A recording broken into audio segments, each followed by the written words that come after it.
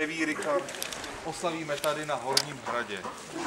Ne proto, že bychom se cítili být všichni nahoře společensky, ale nahoře minimálně duchovně. Nahoře na Horním hradě, kde naše dopisovatelka Dita Kinčnerová už 12 let žije se svojí rodinou, je studí ty nohy.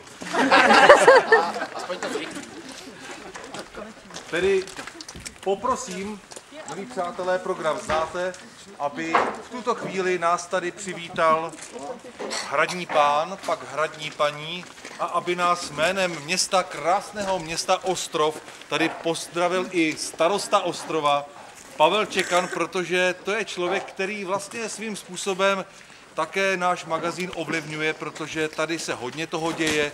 Viď, Pavle? Ano. Je to tak? A město Ostrov hrad Horní podporuje.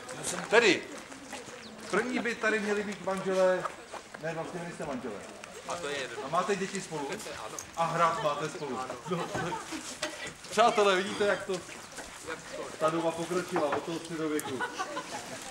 Takže, prosím se na scénu Pavla Palackého a Ditu Kinčnerovou. Nemusíte nahoru. Pavle, ne, pojď sem, pojď.